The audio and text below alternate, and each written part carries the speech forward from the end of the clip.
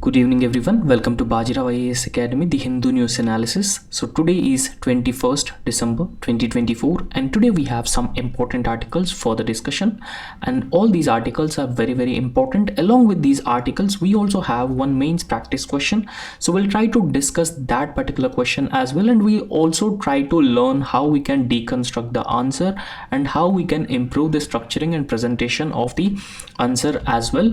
So without any further delay, let's get into the discussion and let's discuss the first topic, which is in news. This is in fact a very important and very significant news because Prime Minister Narendra Modi's Kuwait visit nearly after 43 years. And Kuwait is a Middle East country. Along with that, we have a significant number of diaspora population who have been working in Kuwait, and apart from that, Kuwait also holds the 6th largest crude oil reserves. And in this perspective also, for energy security of India, Kuwait is very important country, and Kuwait can also invest in India's infrastructure, and Kuwait can also play a very important role in further enhancing or further improving India's infrastructure. Remember that India has a target of spending 105 lakh crore on infrastructure in coming years. So we wanted to revamp the entire infrastructure of our country, and in this context Kuwait plays a very important role as well. And apart from all these factors, Kuwait is also a very important country in the Middle Eastern region. So if India wanted to maintain its influence, maintain its dominance in the Middle Eastern region, it is very important for India to have good relations with Kuwait as well. So in this article, we will understand why Kuwait is very important for India and what are the important aspects of relations between India and Kuwait. So how we can move forward, how we can further strengthen the relations between these two countries in Asia, one in Middle East and another in South Asia. So going into the article, that I have already told you that Prime Minister Narendra Modi is going to visit Kuwait, a Middle Eastern country, nearly after 43 years, and Prime Minister will visit Kuwait on December 21 and 22. And in fact, the significant aspect of this visit is that this will be Prime Minister Narendra Modi's first visit to Kuwait, and in fact Kuwait is part of the Gulf Cooperation Council. So however, even though Prime Minister Narendra Modi had visited most of the countries in the Gulf Cooperation Council countries, he did not visited Kuwait yet. And in fact, so after 43 years, Prime Minister Narendra Modi is going to visit Kuwait. However, the last Prime Minister who visited Kuwait was Srimati Indira Gandhi. Prime Minister Srimati Indira Gandhi visited Kuwait in 1981, and after 1981 it will be Prime Minister Narendra Modi who is going to pay the official visit to Kuwait. So in this map you can clearly see where Kuwait is located.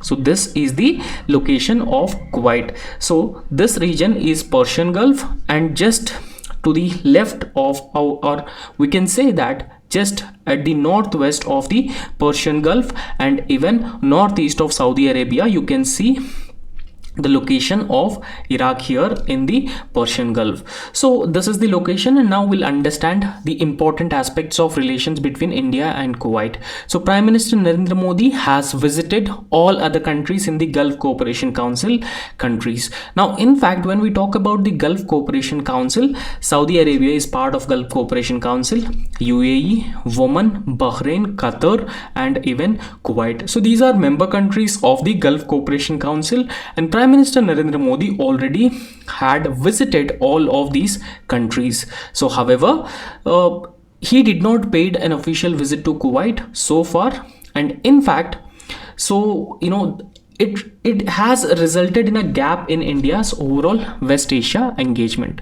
So therefore, in order to bridge this gap, in order to fill this gap, so Prime Minister Narendra Modi had decided to visit Kuwait.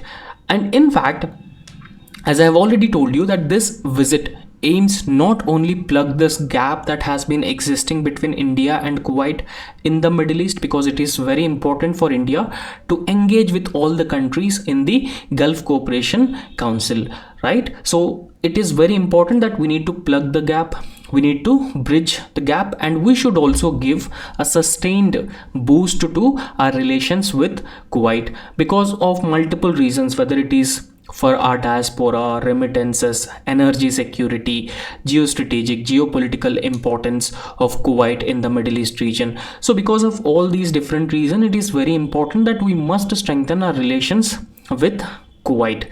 Now we'll understand why Kuwait is very important for India and why Prime Minister Narendra Modi is visiting Kuwait. So there are some reasons, and we will understand all those reasons in a very simple and a very detailed manner as well.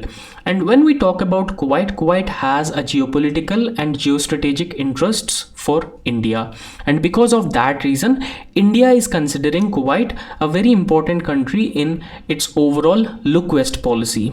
Like how we have act east policy, in a similar way we also have look west policy as well. So in look west policy, India has been considering the Gulf Cooperation Council countries including Kuwait a very important partners. So in fact, as I have already told you, that Kuwait is located in the northeast end of the Persian Gulf. So it is located at the northeast end of the Persian Gulf, and in fact Kuwait also shares its borders with Iraq and Saudi Arabia as well, right? So with both Saudi Arabia and Iraq, Kuwait has been sharing its borders, and in fact Kuwait also has some American bases as well on its soil. And when we talk about Kuwait, so during Arab Spring, so what is Arab Spring? So Arab Spring was a movement that has started in northern part of Africa and spread to the Middle East and most part of West Asia, demanding that the monarchy should give a way to the democracy in North Africa and Middle East as well. So therefore, when we talk about establishment of democracy in Middle Eastern countries, so Kuwait is the only monarchy region which has experimented successfully with the democracy. Kuwait has successfully experimented with the democracy, and that is the significant aspect of Kuwait. However, when we talk about the regional issues, and in fact Kuwait always try to maintain a neutral stance. Now when I say regional issues, for example, so recent fall of Assad regime in Syria, or even Israel-Hamas conflict, Israel-Palestina conflict, or any other regional conflicts, even Saudi Arabia-Iran conflict. So Kuwait always try to maintain a neutral stance over these regional issues, and in fact Kuwait also likely to play the mediator role or interlocutor role to settle these issues between two different parties in the Middle East. So therefore we could say that Kuwait plays a very important role in bringing different parties together and also establishing peace and stability in the region. So Middle East free from the volatility, free from instability, is in the best interest of India as well, and because of this reason Kuwait is very important for India's interests. Now apart from that, there are some other reasons also. Because of these reasons, we consider Kuwait a very important country. So in the beginning, I have already told you that Kuwait has vast oil reserves with it, and it has the 6th largest oil reserves at the global level. And apart from that, Kuwait is also part of the Organization for Petroleum Exporting Countries. Now what is OPEC? So OPEC is an organization for petroleum exporting countries, and all the countries where they have crude oil reserves, they have come forward and they have established this OPEC plus organization, where they control and even regulate the oil production and oil prices as well at the global level. And in fact, Kuwait is one of the founding member of the Organization of Petroleum Exporting Countries. So however, there's a lot of untapped potential, and therefore in this context, it is very important for India to look for look for leveraging the existing potential between India and Kuwait ties. So what is that untapped potential, and how we can move forward, and how a better engagement, a better relationship with Kuwait will help India? So we'll try to understand that aspect as well. And in fact, so if you look at the history of India-Kuwait relations, India and Kuwait always enjoyed a friendly relations with each other. So they're not into the geopolitics of the region or beyond the region, but they always have enjoyed friendly relations with each other. And in fact, the strong foundation of India and Kuwait relations were built by the history and also the cultural bonds as well. So we share historical as well as the cultural bonds, and that has resulted in developing friendly relations with each other. And in fact, so India was one of the first countries to recognize or to develop established diplomatic relations with Kuwait when Kuwait became independent from British in the year 1961. So in the year 1961, Kuwait became independent from the British rule, and India was one of the first countries to establish the diplomatic relations with Kuwait. So this is also a very important factor in strong and friendly relations between India and Kuwait. And apart from that, trade and people to people contact are other components which are crucial for better engagement between these two countries. And in fact, so trade and people to people ties have traditionally been the main anchors of the bilateral ties. So that means they played very, very important role in strengthening the bilateral ties between India and Kuwait. And when we talk about trade specifically, India consistently been among the top trading partners of Kuwait. So India has always been the top trading partners of Kuwait. And in fact, if we look into the data of trade between India and Kuwait, so the total bilateral trade with Kuwait during the financial year 23-24 was around $10.47 billion. So we could say that it is one of its highest with the Middle Eastern countries by India. However, during the financial year 23 and 24 also, we should look into the supplies of crude oil from Kuwait, because remember that Kuwait has the 6th largest crude oil reserves globally. So during 23-24, Kuwait was the largest supplier of crude oil, catering to about 3.0% of India's total energy needs. Now in this context, Kuwait played a very, very important role in ensuring India's energy security. Now other dimension of India and Kuwait relations is people to people ties. So we always have a good people to people ties, and that is the reason that a largest number of diaspora population has been living in Kuwait, right? So in fact, if you look at the total population of Kuwait, it is just 4.9 million. And out of 4.9 million, so 1 million are Indian diaspora. And in fact, Indian diaspora in Kuwait is one of the most successful and also a most trusted diaspora. Now, when we have the Indian diaspora, so they also play a very important role in spreading Indian culture in abroad. And apart from that, Indian diaspora also play the role of link between two different countries as well, and therefore further enhancing the relations as well as further spreading the soft power of India. And in fact, soft power for India plays a very, very important role in generating a good image about India. And the other dimension that we need to understand is that we also receiving a lot of remittances from all these different countries.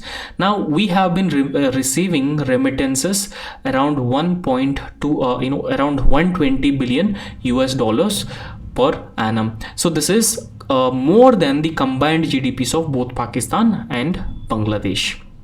However, there are certain areas these areas are being identified where India and Kuwait could substantially improve their relationship. So we'll look into those areas as well, and what are the areas where we could improve the relations.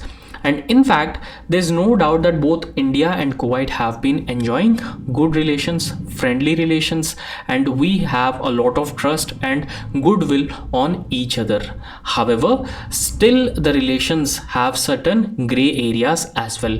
So India's ties with Kuwait, like many others in the Gulf region, have not been able to transcend the next level. So they have not yet reached the next level like many other partners, many other countries in the Middle East. So we'll understand, so what are the areas where we could engage, what are the areas where we could further step up our relations with Kuwait, so thereby it will be mutually beneficial for these two countries. Now in this context, both India and Kuwait signing a comprehensive strategic partnership agreement, so that will be a good start for better relations between India and Kuwait, right? So the author has described that this will be an ideal start if we have the strategic partnership agreement, comprehensive strategic partnership agreement with Kuwait.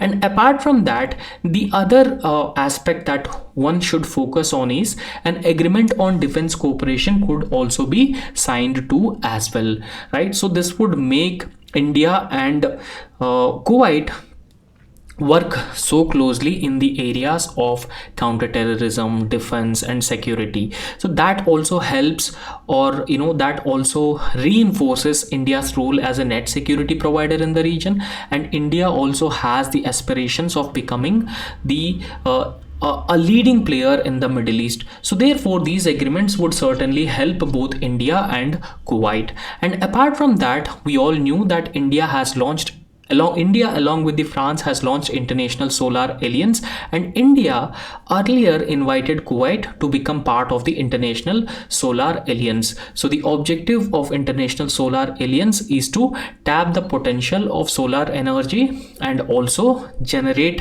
solar energy as a renewable energy and reduce our dependence on fossil fuels, because fossil fuels are responsible for emission of greenhouse gases as well as the climate change. And in fact, apart from International Solar Alliance, India also invited Kuwait to be part of the Coalition for Disaster Resilient Infrastructure. Now, the objective of Coalition for Disaster Resilient Infrastructure is to develop resilient infrastructure to the disasters because of the climate change. However, it is expected that Kuwait will join both International Solar Alliance as well as the Coalition for Disaster Resilient Infrastructure. However, it remains to be seen whether Kuwait will be part of these two organizations or not. So we'll continuously track all these different developments. Apart from that, from India's perspective, helping Kuwait in building its infrastructure under Kuwait's Vision 2035.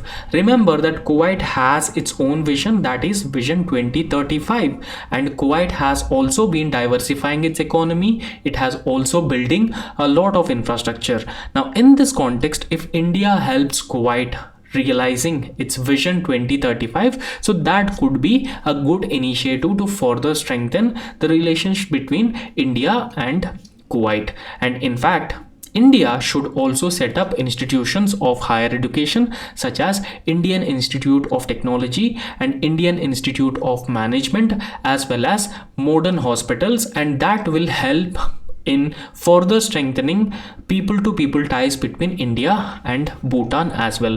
So this is what the author has been suggesting. And in fact, also remember, because of 1 million population have been living in Kuwait, so there were a number of schools which have the CBSE pattern of syllabus as well. And in fact, there are other countries in the Middle East, so they have Indian Institute of Technology as well. So in this context, India should set up both Indian Institute of Technology, Indian Institute of Management as well as the modern healthcare facilities. And both India and Kuwait should also cooperate in the areas of space as well. So India through ISRO could launch the satellites of Kuwait, and that would further strengthen the relations between India and Kuwait as well. So this is in the area of technology. So however, the scope of India and Kuwait ties is huge.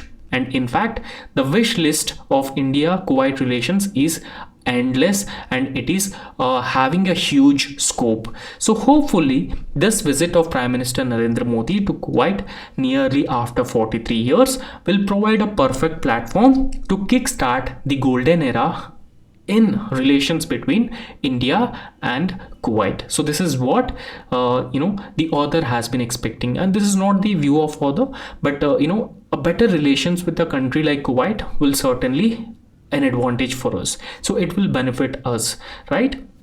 So on this positive note, so we we end this topic and we'll move on to the next topic. So next topic is Siliguri corridor and its strategic importance for India. So we'll understand what is the importance of Siliguri corridor for India, because so this is the location of Siliguri corridor. So this is where the Siliguri corridor is located, and in fact this Siliguri corridor links the main territory of India with the northeastern part of India. Okay, so it links mainland India with the northeastern part of India, right? Now in this context, so you can see this is very narrow region. So on the north of it you could see Nepal, and on the south of it there's a Bangladesh, and China is also very close to this Siliguri corridor. Now China has also been building a lot of infrastructure near this Doklam region, right? So this is the region, this region is called as Doklam region, or this is also called as Chumbi Valley.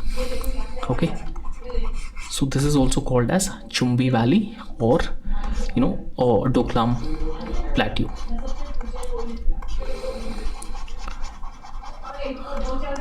Doklam Plateau, this is Chumbi Valley, and this is the Chicken Neck corridor. Okay, Chicken Neck corridor, and this Chicken Neck corridor is strategically very important for India.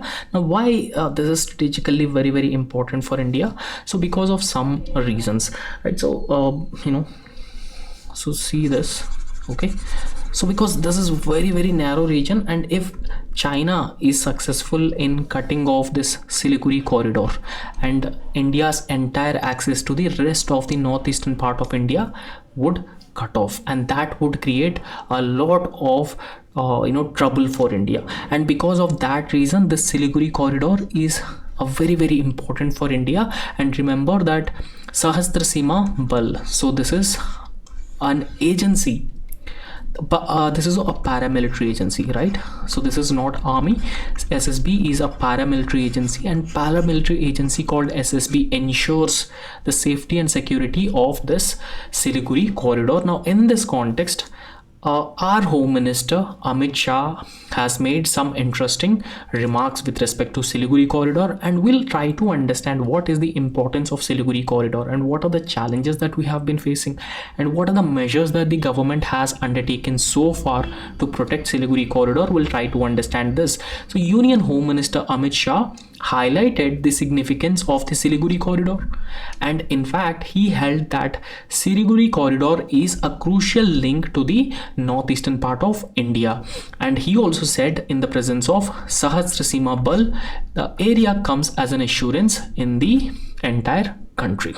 Okay, so Sahasrasima Bal ensures the safety and security of the Siliguri corridor, and it plays a very important role, right? So this is this Siliguri corridor, or this is also known as a Chicken Neck corridor, right? Siliguri corridor is also often referred to as a chicken's neck, and in fact it is a very narrow stretch of land in the Indian state of West Bengal, right? So it is located in the Indian state of West Bengal, and in fact this Chicken's Neck corridor or Siliguri corridor connects the northeastern states with the rest of the country, right? So with the mainland territory, this Siliguri corridor links the northeastern part of India. And as I have already told you in the beginning, that the Siliguri corridor or Chicken's Neck corridor has a lot of geopolitical, geostrategic and economic significance, and in fact it is one of the critical assets for the entire India. Now, in this context, we'll try to understand what is the significance of Siliguri corridor. We also understand certain challenges that Siliguri corridor has been facing, and we also try to understand what are the measures that the government of India has undertaken to ensure the security of the Siliguri corridor. Now, understand the significance of Siliguri corridor. So, the corridor is crucial for maintaining India's territorial integrity. Now, territorial integrity in the sense that if any country, either Nepal, China, or Bangladesh, cut off India's access to the northeastern part of India, so if they control this Siliguri corridor, so they would cut off India's access to the northeastern part of India, and because of that reason, so it is very important for ensuring India's territorial integrity. And in fact, any compromise in the region can isolate northeastern states from the rest of the India, and that is why for maintaining territorial integrity of India, Siliguri corridor is very, very important. And in fact, Siliguri corridor is vulnerable to external threats. So what are the external threats that we could face? So recently Bangladesh has turned anti-India. So it has turned anti-India, and Bangladesh has been acting against India, so taking measures inimical to India's interests. And Nepal China axis has also been increasing, and China has also been building infrastructure at a faster pace in this Chumbi Valley or Doklam Plateau. So therefore it is a cause of concern for India, and this area is highly vulnerable to the external threats because the given proximity of this Siliguri corridor or Chicken's Neck corridor to China-Bhutan border. So you can see this is the China-Bhutan border. So it is very, very close to the China-Bhutan border in the north and Bangladesh to the south. Now we'll also understand the military importance of the Siliguri corridor. So Siliguri corridor also has the military importance. The corridor actually serves as a vital supply route for Indian Army. Right, so this will be the vital supply route for the Indian Army, particularly for accessing forward bases in Sikkim and Arunachal Pradesh. So there are a lot of forward bases for Indian Army in Sikkim and Arunachal Pradesh to ensure the security and territorial integrity of India. So therefore, this Siliguri corridor serves as a vital supply route for the Indian Army for accessing the forward bases in Sikkim and Arunachal Pradesh.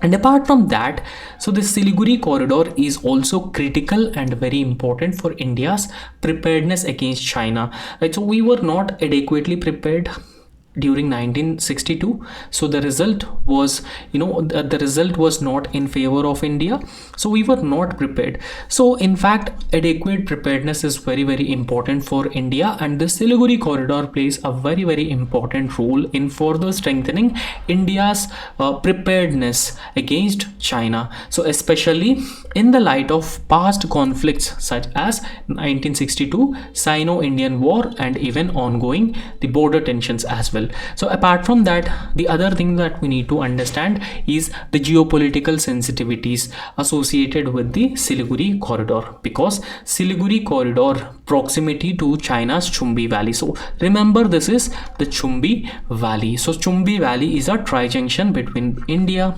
Bhutan, China, and it also poses a significant challenge, and control over this area could even jeopardize India's access to the entire northeast. So if China controls this region, so it could even jeopardize India's overall access to the northeast as well.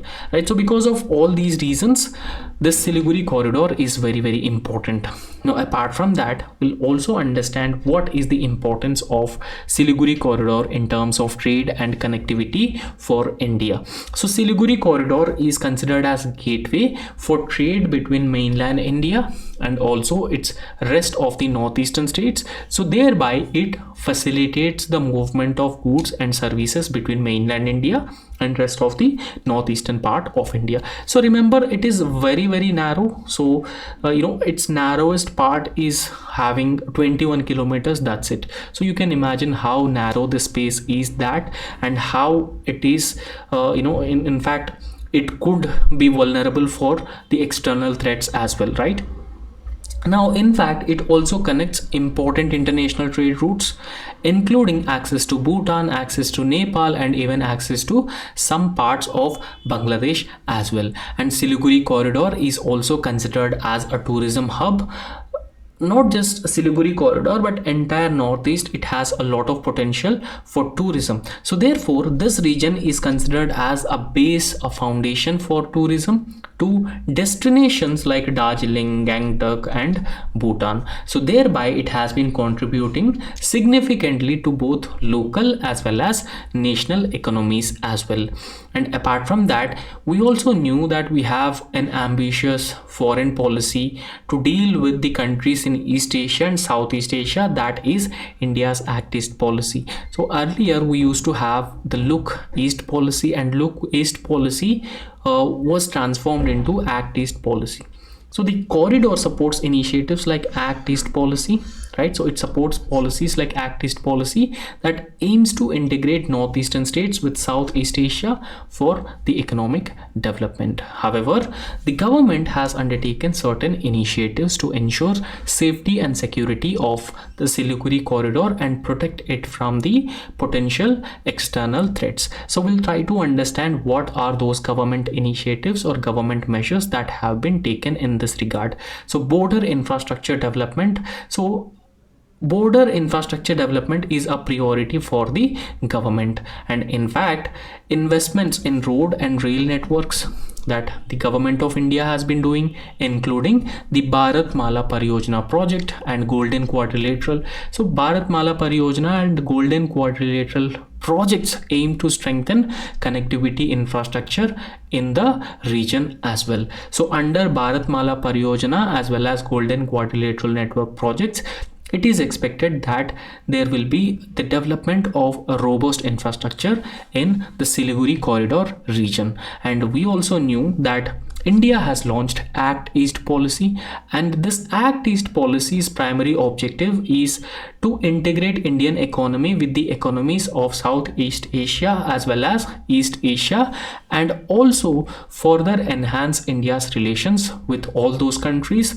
And the positive effect of India's greater integration with Southeast Asia should also spill over in the northeastern part of India. So therefore the Act East policy primarily focuses on improving trade and cultural ties in the Southeast Asia, with Siliguri corridor acting as a vital link. So if we wanted to make our Act East policy a successful policy, it is very important that we need to ensure that the Siliguri corridor is protected, and in fact it serves as a vital link for us in its Act East policy.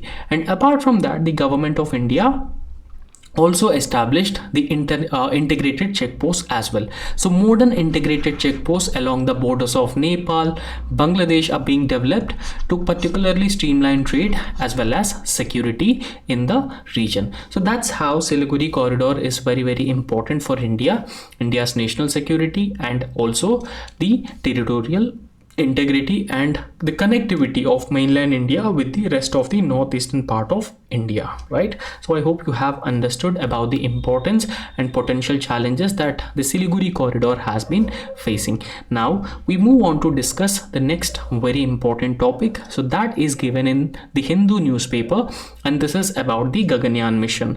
Now generally you may have heard about the Gaganyaan mission. Now what is this Gaganyaan mission? And in fact in our previous news analysis also we have discussed this Gaganyaan mission several times. Now Gaganyaan mission is India's first human space flight program, and India has been planning to demonstrate its capabilities to send human beings into the space, particularly the low Earth orbit, and the name of this entire mission is Gaganyaan mission. So through Gaganyaan mission, India has been planning to demonstrate its capability to send human beings into the space low Earth orbit through the Gaganyaan mission. So this is the Gaganyaan mission, and in fact the launch date has been postponed from 2022 because of several reasons, right? So one such reason was COVID-19 pandemic. Now the rocket that will be used for this Gaganyaan mission, sending humans into the space, and in fact this will be the first attempt by India,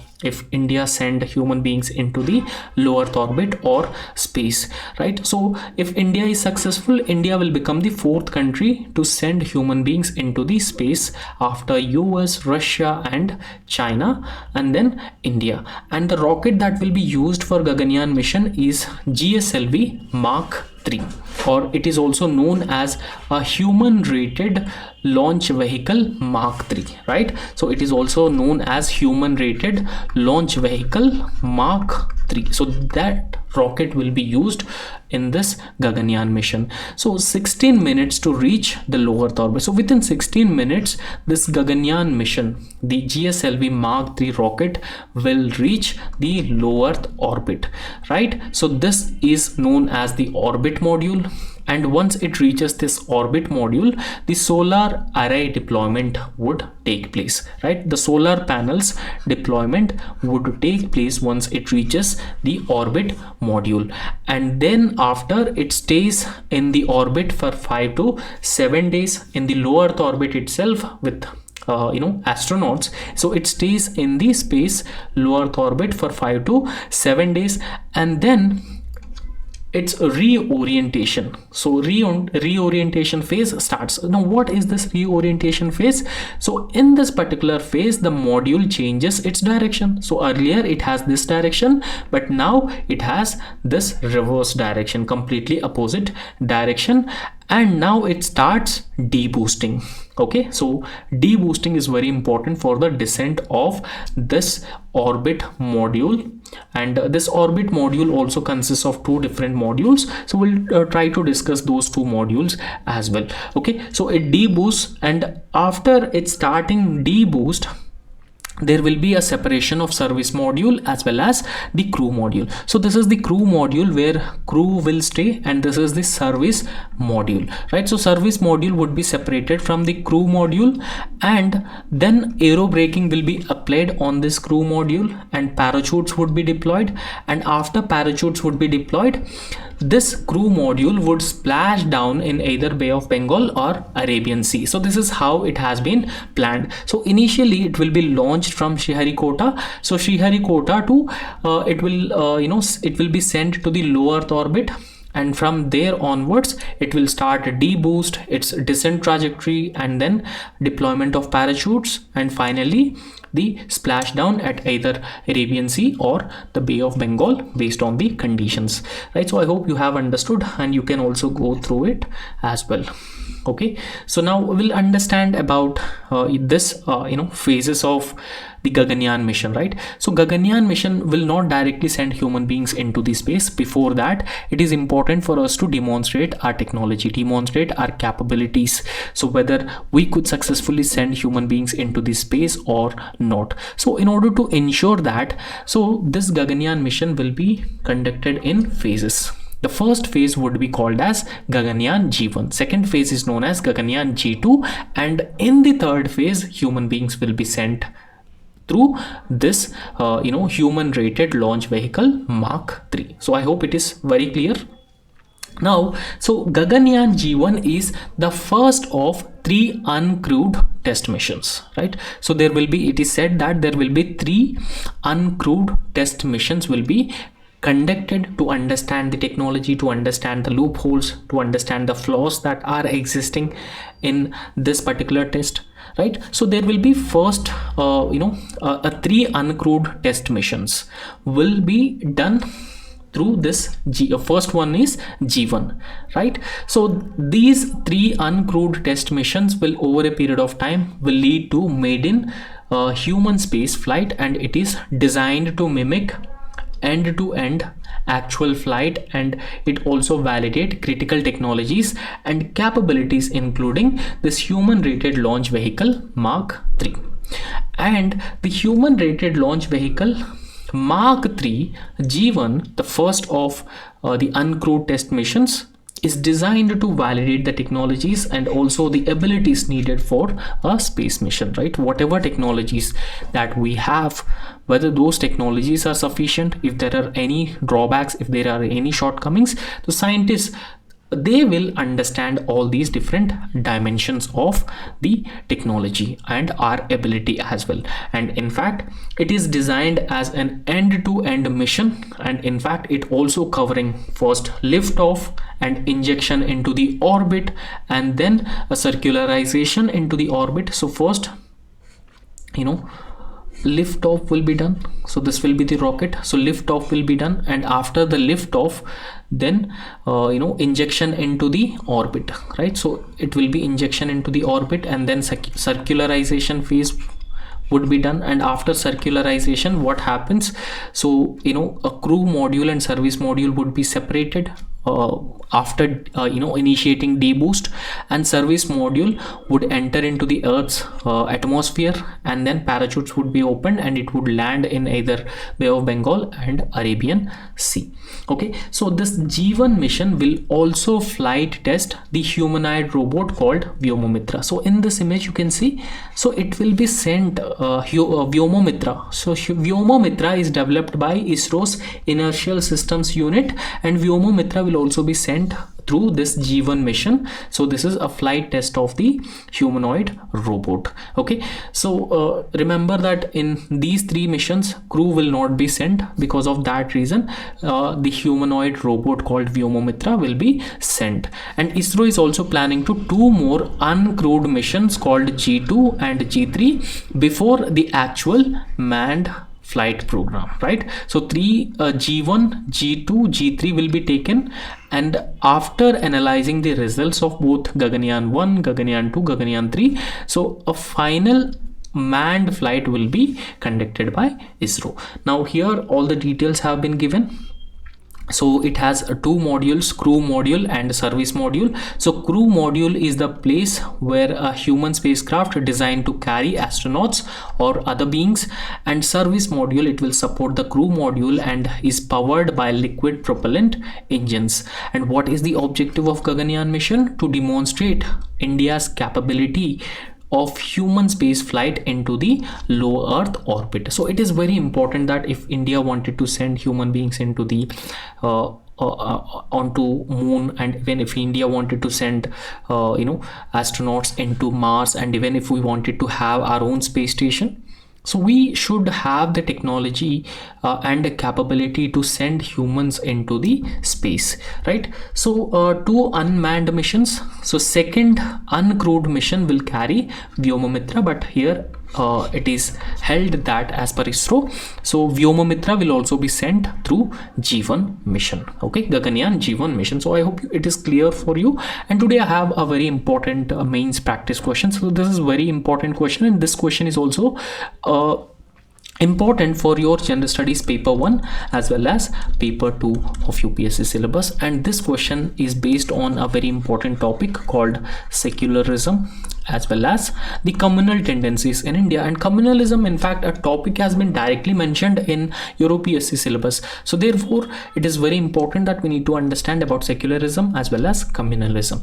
Now the question is, the impact of communalism can be detrimental to social harmony, peace and overall development of the nation.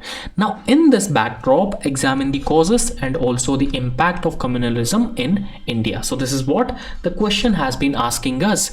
Now in the introduction, you should define communalism, right? So it is very important that first you should define what is communalism, what have you understood by the communalism, and you can mention the examples of communalism also. So recent incidents of communal violence or communal rights, and then you need to write, so what are the reasons, what are the causes of communalism, right? So it is very important that you should mention some reasons, some causes of communal rights or communal violence or communalism, and then what are the implications, and you should write the way forward, how we can prevent the communal tendencies, how we can prevent the communal rights, and then you could conclude the answer. So this is how you could actually deconstruct the answer. So deconstructing is very important, and understanding the demand of the question is also very important. That helps you score very good marks in your answers. In the introduction, what you should write. Now, communalism's definition. So communalism is basically an ideology, right? So communalism is basically an ideology. So communalism belief that a people who follow a particular religion. So because India is known as a melting pot, we have a different religions. Now in this backdrop, so a people who follow a same religion have the common secular interests. So this is just their belief. It may be true or may not be true, but it is just their belief. And people people are actually of the belief that if they follow a particular religion, they have a common secular interest. So secular interest in the sense that they may have common political interest, economic interest, social interest, and that's where the socio-political communalities arise among the people of different religions. And apart from that, a notion that a multi-religious society. Now, we all knew that India is a multi-religious society because a number of religions live together in India peacefully, in harmony with each other. Right? So, however, there are still incidents of communal violence that has been taking place in different parts of our country. But India is largely known as a multi-religious society, and these common secular interests of one religion is dissimilar and divergent from the interests of the follower of another religion, right? So that's where people would develop the communalities with each other, and that would further create the problems. Okay, now in this context, we need to look into the factors.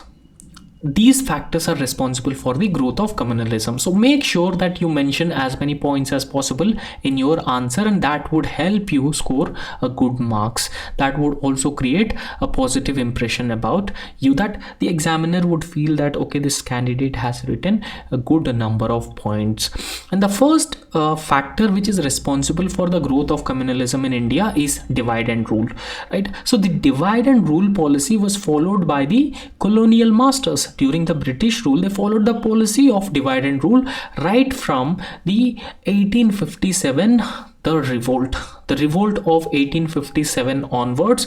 They started following the divide and rule. So they tried to create the rift between Hindus and Muslims in India, and that's where the seeds of communal violence actually sown. And apart from that, don't forget that the British have also brought legislations, and these legislations have provided separate electorate for the Muslims and even different minority religions as well. So therefore the seeds are sown by the British through the divide and rule policy, because the divide and rule policy has benefited the British. So it has benefited the British, and because of that reason they followed this particular policy. Okay, so this has served their interests, and it ultimately culminated into the partition of India into Pakistan and India, right? So secondly, there are a number of communal centric political parties and sectarian political parties, or even organizations as well, right? So throughout the country there are a number of such political parties which are existing and which try to mobilize voters through religion, right? So religious sensitive comments are being made to mobilize the voters, such as Muslim League is one such party, Jamaati Islami, Hindu Mahasabha during the freedom struggle, Akali Dal, Vishwa Hindu Parishad. So they are either directly or indirectly responsible for the emergence of communalism, because they are appealing to the voters on the religious lines, thereby creating segregation. They are isolating all of these communities, and isolation of the communities from one another would result in lack of harmony, lack of stability in the society. And third factor is Indian Muslims have developed a tendency of isolationism. Now in India, so Muslims have started developing their tendency of isolationism even after the creation of Pakistan. And in fact, it is said that Muslims are not properly represented in India, in Indian politics. And that's where experts have been calling that Indian Muslims remain aloof from the mainstream of Indian national politics. So therefore, there is a need for better social representation for different communities, right? So that they can represent their interests better, they can defend their interests better, right? So apart from that, in India we have mass poverty, and there is also a higher level of unemployment. Now each year millions of young people are entering into the workforce. They are becoming part of the workforce, but they are not getting adequate employment opportunities or gainful employment opportunities. And on the other hand, poverty is also prevalent. So this has created a sense of frustration among the young people, right? So when a sense of frustration is being created, so there is a high probability that the external factors could easily exploit the frustration which is existing among the young populations, right? So this would further create backwardness, illiteracy, ignorance, and communal violence, communal riots across different places of the country. And in fact, unemployed youth of both communities, whether Hindus or Muslims or any other religion, so they can be easily trapped by the religious fundamentalists and religious fanatics as well. So see, so that's what has been happening in Jammu and Kashmir, right? So even though it's not about the communalism, but the unemployment is one reason for the rise in radicalization of youth in Jammu and Kashmir. And apart from that, there are two major communities in India have been suspicious about each other. Okay, so there are suspicions among two major communities about each other. For example, the Muslims complain about the threat of Hindu cultural invasion upon their lives, and they have become more assertive of their rights as well. And in fact, we experience communal tensions as well very frequently. So regular communal tensions, right? So these communal tensions. Now, why communal tensions, particularly in the our neighboring countries bordering states, for example, whether it is West Bengal, Assam, and even Punjab, Jammu and Kashmir. So in all those regions, because both Bangladesh and Pakistan are known as theocratic states, they are not secular states, but they are theocratic states. And in fact, so sometimes these communal tensions are highly intensified due to the rule of two neighboring theocratic countries, both Pakistan and Bangladesh. And these two countries create communal problems in the border states. So that is another major problem. So we have been experiencing the same. And in fact, it is said that both union government and state governments are also failed to prevent communalism in the country due to lack of prior information, and they fail to take any preventive measures as well. So these are some reasons which perpetuates communalism in India. So however, there are certain implications of communalism. We'll try to understand those implications as well. So what are the implications of communalism? Firstly, there may be a genocide. So large scale killing, violence on the minority communities, or killing of the people, right? Atrocities on women, atrocities on children, right? So there is a possibility of such mass killings. And in fact, the real sufferers of communal incidents without a doubt are poor. And in fact, they would lose their houses, and in fact, they would also lose their near and dear ones, their lives and livelihoods at stake in case of any communal violence takes place. It would also push people back into the chronic cycle of poverty. And it also violates the human rights of people from all directions. Sometimes children also lose their parents, and they will become orphan for a lifetime at a very young age. So these are all the evils and ills of such communal tendencies among the people. And apart from that, there is also ghettoization and refugee problem. Now ghettoization is, different groups are being formed on the lines of religion. So different groups are being formed, and there's less possibility of these groups coming together and living in harmony, coexisting together in harmony. So there's a very less possibility, right? So these are the some dimensions of communism. So they are being inducing violence, whether it's inter-country or intra-country. And apart from that, it becomes a threat for the unity and integrity of the entire nation as well. And in fact, it promotes only the feeling of hatred in all directions and dividing the society on the communal lines as well. and minorities are also being viewed with the suspicion by everyone, almost, like, the law enforcement agencies, the authorities, police, paramilitary forces, army, intelligence. So everyone, so minorities are being viewed with a suspicion, and that's not good for any functional democracy in the long term. So however, a committee was appointed. The committee was a committee on national integration. So this particular committee has made a certain recommendations. We'll just try to understand what are those recommendations made by the committee on national integration.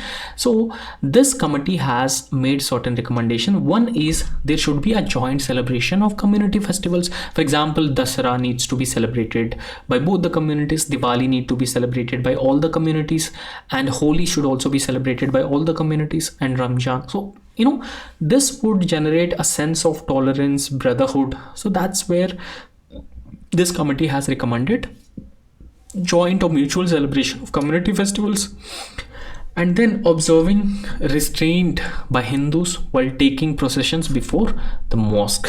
Okay, so respecting the religious beliefs and the principles of other religions, and that is also very, very important.